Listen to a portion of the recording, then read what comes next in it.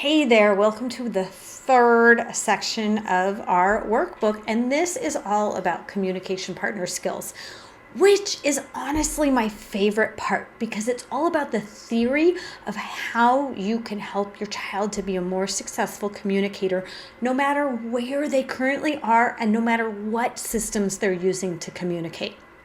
So let's get into it here. First, we need to figure out who are communication partners, right? Well, guess what?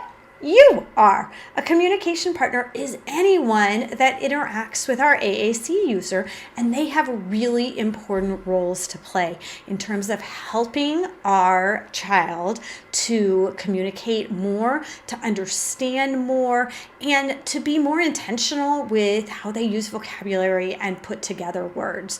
Because remember, communication doesn't take place in a vacuum. You need more than one person in order to make a communication exchange. So what I'm going to have you do is I'm going to have you think about all the people that your child needs to communicate with. Who are their communication partners? Go through your workbook and start writing down people at home and at school that they need to be able to communicate with. Now, usually we think of communication partners as being adults or peers, but if you want to think outside the box, then go for it. Also, don't be limited by home and school. If you want to put down more people in the community or in their neighborhood, anything like that, people that need to know these different skills in order to help your child be the most successful possible, then go ahead and list them right here. And I'm going to have you pause this video and list those and then come back, press play when you're done with that. Okay, so let's talk about some do's and some don'ts. These are the things that you need to make sure everyone on this list is aware of. These are really important things. You ready? So some things that we should do. Yes, thumbs up behavior is what I sometimes will say to my students. We do want to keep a working AAC system within 2 feet of a child approximately at all times. That means that we don't give them a dead tablet, right? That's not charged. It also means that sometimes a tablet is not going to be the most appropriate thing to have, like when the child's in the bathtub, for example, but we do have an alternate system that can withstand the water in those circumstances. Or maybe in the car, we have one of these and it's like taped to the headrest in front of them. But we always have something that's nearby. Even if they're not using it yet, we want to make sure to normalize it, that they know that it is always available. But there's more reasons to have it within 2 feet. The next reason is because we want you to be able to model how to use it at all times. So let's think about our kind of typically developing babies. We talk to that baby, we giggle with that baby, we laugh at that baby, we tickle that baby, we do all sorts of things. And we don't expect a typically developing baby to talk back to us for at least a full year, right? Around 1 is when most children start doing their very first words. Well, it may be a similar case with your child. Your child might need to see this communication device being modeled for a full year before they try it out themselves. They might even need more than 1 year, but if you've gone through a whole year and you're not seeing a lot of progress, then you definitely want to work with your speech pathologist to consider whether something else should be tried.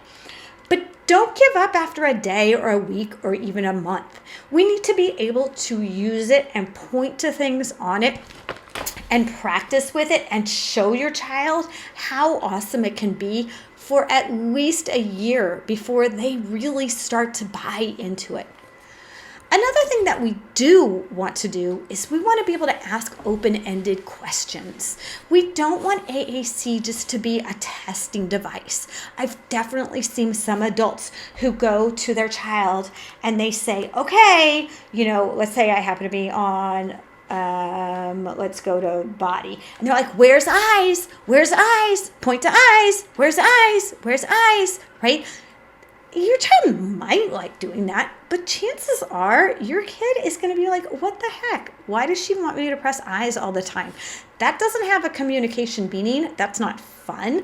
I don't want to do that. So instead, let's ask questions that really are meaningful. So for example, with one student, if you have it on body parts, you might say, what hurts, right? If they seem to be in pain. Or, what part of Mr. Potato Head should we put on next, right? Where everything could be the right answer, and we're not testing them. We don't already know the answer. So it's really important to make it fun and to make it really about communication and learning new things about your kid that you did not already know.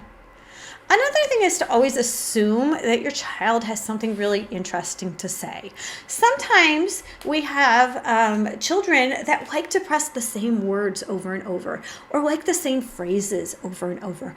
And that's okay. That's part of learning language. Some of our kids are what we call Gestalt language processors, and they learn in phrases and they learn by repetition. So assume that whatever your child is pressing or pointing to or mumbling over and over, that really has a meaning and that they're trying to say something to you. And if you think what they're trying to say is that I just want to have fun and have fun with this noise, then play along with it and do it with them as well. We want to promote independent use of AAC, which means that we're not going to take a child's hand and make them point to things, right? That doesn't help them become independent. We can show them, we can get it really close, we can kind of go, ooh, and get their attention. We can use a light pointer and light up the box where we think maybe they want to say, but we're not going to take their hand and do that because we want kids to have autonomy over their own body and being in control of the things that they have to say. On that note, we definitely want to make communication fun, right? Choose really fun times in your child's day to use this communication. We don't have time to use these, we can't all the time be thinking, AAC, how do I do it, right? That would be exhausting. So instead, choose a few times each day that are really fun and where you want to have a lot of communication interaction, and then practice using it together. Last do is make sure if your child has high-tech communication, please make sure to charge it every night. There's nothing worse than having a kid who has something important to say and they can't say it because their device is dead.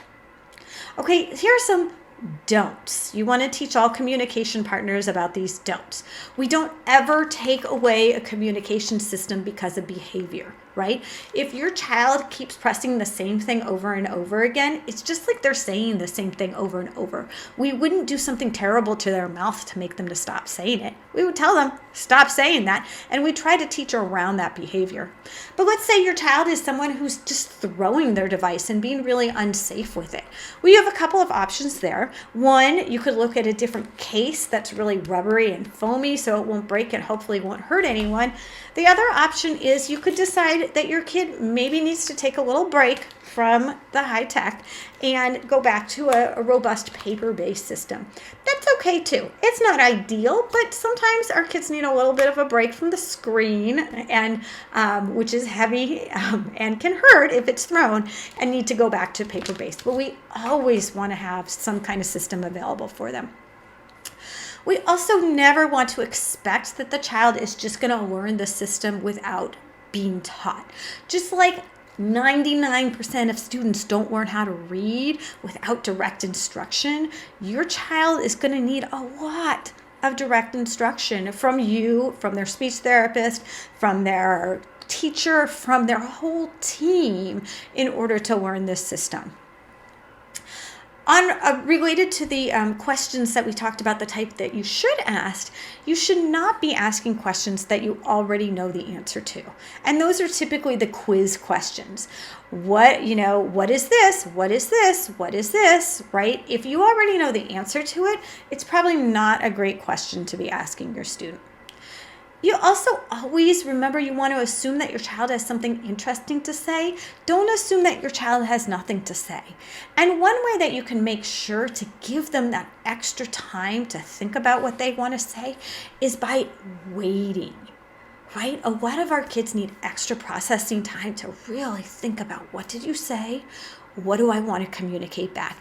And maybe what I want to communicate back is just with my eyes. But you, as the communication partner, need to slow down and make sure to give them lots of time to give you that information. Let's see, some other don'ts are: don't make communication into a chore or an exercise. It should not be boring. It should always be fun. And don't let the communication system run out of charge or batteries if you are using one that requires that. Okay, so there are 4 main principles that you need to remember as a communication partner. And you can teach these to everyone involved in your child's life because they're really important.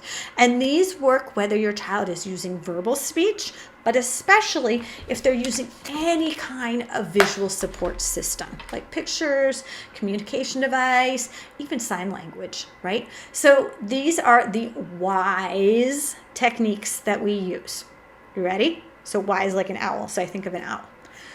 W is for wait. After you say something or ask a question, wait at least 5 to 10 seconds if your child needs the extra processing time.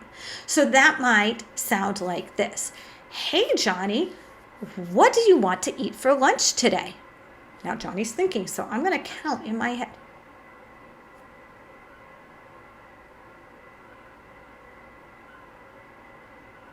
And then if I think Johnny usually does respond by 5 seconds and he hasn't yet responded, right? Then I can move on to the next step, which is inviting. I'm going to try to invite him into this communication. And one of my favorite ways to do that is by using I wonder.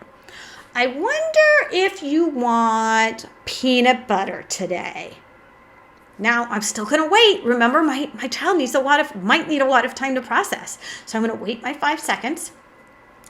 And then I'm still wondering about peanut butter because, Johnny really likes peanut butter. And so then I don't have on this particular system here, I don't have peanut butter. So we're just going to pretend, okay? So we're going to pretend, and I am going to show him how he could tell me that if he wanted to use his light text system. We could say, I wonder if you want, and then we're just pretending this is peanut butter. Peanut butter. Or if I don't have peanut butter at all, I can just say want. I wonder if you want peanut butter, right? And I'm showing him how I could say it if I wanted to use my AAC. And then let's say he does respond in some way. He kind of gestures, he points, he says peanut butter, he reaches towards the peanut butter. Now you're going to add one more word.